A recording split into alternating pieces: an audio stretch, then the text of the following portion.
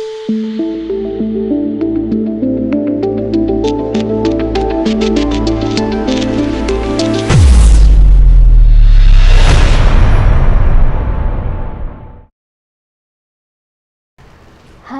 Assalamualaikum warahmatullahi wabarakatuh. Kenalin, nama saya Siti Aminah dari IMM Ibnu Rushd. Di sini saya akan meresensi hasil dari tulisan saya yang berjudul Menyikapi Perbedaan Pendapat. Bagaimana sih kita sebagai seorang mahasiswa, kita sebagai seorang kader Muhammadiyah untuk menyikapi perbedaan yang ada di sekitar kita?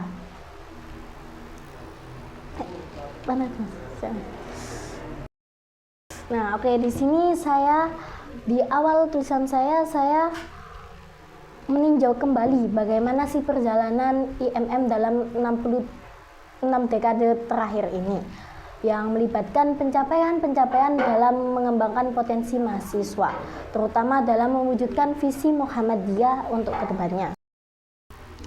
Mahasiswa memiliki peran yang penting dalam menjaga nilai-nilai dan etika dalam masyarakat, terlebih sebagai kader Muhammadiyah yang akan meneruskan perjuangan umat. Mereka wajib membantu memperkuat budaya demokrasi, toleransi, keadilan, dan keberagaman dengan menjadi contoh yang baik untuk masyarakat. Dan juga kita sebagai kader Muhammadiyah ini harus bisa mempromosikan nilai-nilai tersebut, terutama ketika kita dalam dunia perkuliahan, yang biasanya di situ sudah menjadi tempat untuk saling berargumentasi.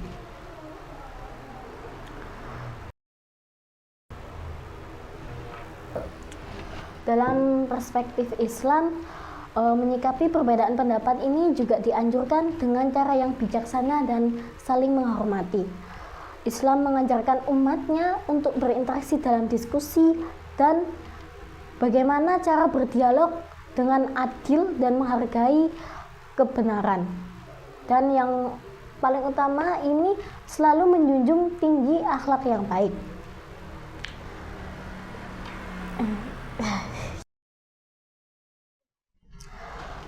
Di sini saya juga menuliskan prinsip-prinsip bagaimana sih Islam memberikan cara-cara yang baik untuk menyikapi perbedaan pendapat. Yang pertama yakni mengedepankan adab dan akhlak. Dalam setiap diskusi pasti adanya perbedaan pendapat. Sangat penting kita itu untuk selalu menjaga dan mengedepankan akhlak. Prinsip yang pertama yakni mengedepankan adab dan akhlak. Pastinya dalam setiap diskusi kita itu selalu mendapati perbedaan pendapat, dan di situ pastinya emosi kita itu biasanya sering tersulut gitu ya. Nah, kalau kita belajar dari apa yang disampaikan Nabi Muhammad SAW pernah bersabda, innama bu'istu liutammima makarimal akhlak. Saya diutus untuk menyempurnakan akhlak yang mulia. Di situ berarti dalam setiap interaksi, termasuk saat berbeda pendapat, kita itu harus bisa bagaimana sih menghormati lawan bicara kita dan tidak sampai menggunakan kata-kata kasar atau sampai menyinggung lawan bicara kita. Apalagi kita sebagai seorang kader Muhammadiyah yang harus bisa menstabilkan EQ atau kecerdasan emosionalnya dalam berinteraksi kepada masyarakat, terutama ketika berbeda pendapat. Hal ini juga akan sesuai dengan slogan IMM, anggun bermoral, unggul dalam berintelektual. Kemudian prinsip yang kedua yakni mengutamakan persaudaraan. Persaudaraan dalam Islam adalah dasar yang sangat penting prinsip yang kedua yakni mengutamakan persaudaraan. Dalam Islam sangat penting sekali bahwa kita itu harus mengutamakan persaudaraan. Allah sudah berfirman dalam surat Al-Hujurat ayat ke-10 yang artinya sesungguhnya orang-orang beriman itu adalah saudara. Ini mengingatkan kita bahwa meskipun adanya perbedaan pendapat, umat Islam harus selalu mengutamakan tali persaudaraan dan tidak membiarkan perbedaan itu merusak antar hubungan sesama. Saya teringat ketika diberi wejangan oleh seorang janda tua ketika di desa Nganjuk saat itu. Beliau berpesan kepada kami bahwa dimanapun tempatnya, siapapun orangnya, kita harus memperlakukan mereka itu dengan baik. Karena kita tidak tahu amalan baik mana yang kita perbuat sehingga bisa mengantarkan kita ke surganya Allah. Seperti itu. Kemudian yang ketiga yakni bersikap terbuka dan menerima. Islam juga mengajarkan untuk bersikap terbuka terhadap berbagai perspektif dan menerima bahwa perbedaan itu sesuatu yang alami dari diri kita. Nabi Muhammad SAW juga sering sekali meminta pendapat dari para sahabatnya, dan beliau pasti mempertimbangkannya dengan bijaksana. Kalau dalam istilah bahasa Jawa itu lebih sering dikenal dengan kata legowo atau lapang dada. Seseorang harus tahu kemampuan dirinya sendiri dan bagaimana ia seharusnya menanggapi lawan bicaranya. Ketika kita tahu bahwa lawan bicara kita itu lebih berilmu dari kita harus menempatkan diri kita sebagai botol yang kosong, sehingga apa yang orang itu sampaikan ke kita itu juga bisa kita serap gitu.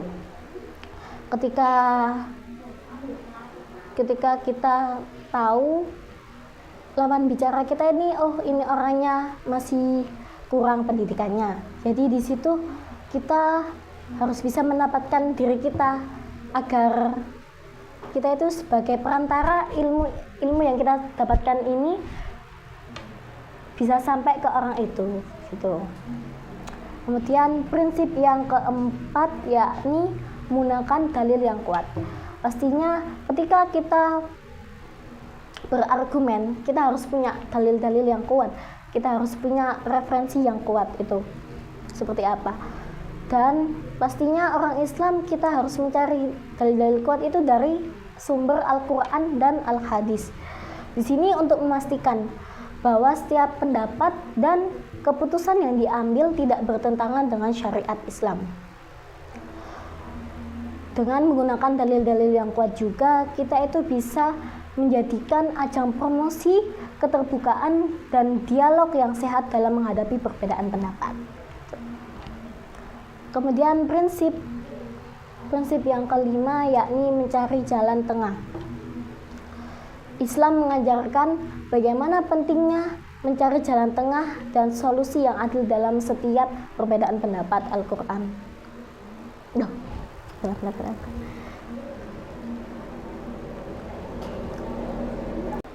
Prinsip yang kelima yakni mencari jalan tengah. Islam mengajarkan pentingnya mencari jalan tengah atau solusi ketika kita bertikai atau melakukan perdebatan gitu. Pastinya harus ada jalan tengahnya. Al-Quran disebutkan dalam Al-Quran surat An-Nisa ayat 58 dan berbunyi, dan jika kamu memutuskan sesuatu perkara di antara manusia maka putuskanlah dengan adil. Ini berarti dalam menyikapi perbedaan pendapat, seorang muslim diharapkan untuk mencari solusi yang dapat diterima oleh semua pihak dengan adil. Dalam tafsir Al-Qurtubi juga disebutkan, terutama pada surat Ali Imran ayat 159, bagaimana sih perihal dalam bermusyawarah? Pasti ada perbedaan pendapat. Maka orang yang bermusyawarah itu harus selalu memperhatikan perbedaan itu dan memperhatikan pendapat yang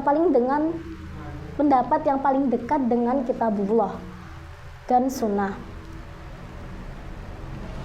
Apabila Allah Subhanahu wa Ta'ala telah menunjukkan kepada kita sesuatu yang menguatkan tekad kita untuk melaksanakannya, kita juga harus sambil bertawakal kepadanya, dan sebab inilah yang bisa menjadi ijtihad yang dikendaki. Kemudian prinsip yang keenam yakni bersabar dan tidak mudah marah. Sabar adalah kunci dalam menyikapi perbedaan pendapat. Nabi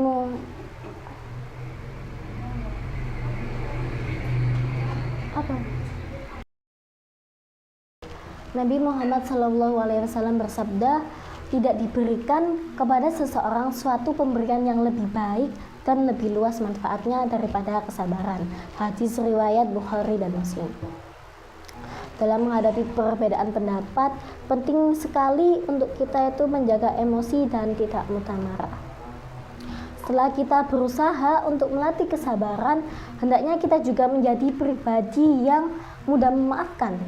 Dalam potongan surat Ali Imran ayat 159 juga disebutkan fa'fu anhum, maka maafkanlah mereka, yang bermakna perintah untuk memaafkan mereka yang melakukan kesalahan atau yang berlaku buruk kepada kita.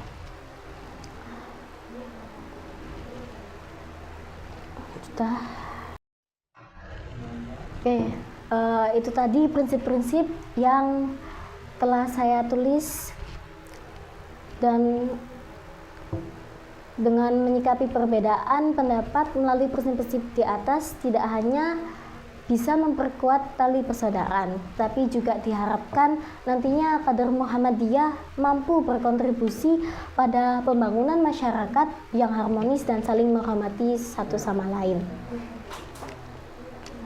Kader Muhammadiyah juga harus mampu menginspirasi dan memotivasi orang lain dengan tindakan-tindakan mereka.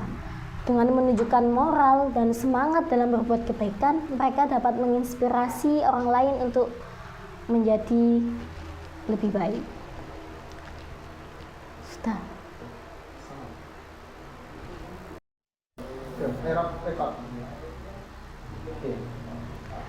Oke teman-teman, ini saja yang bisa saya sampaikan. Semoga apa yang saya sampaikan dan tulisan saya ini bisa bermanfaat bagi kalian semua. Saya Siti Aminah, pamit undur diri. Jika kalian suka konten ini, jangan lupa like, comment, and subscribe. Billahi fisabilil haq fastabiqul khairat. Wassalamualaikum warahmatullahi wabarakatuh.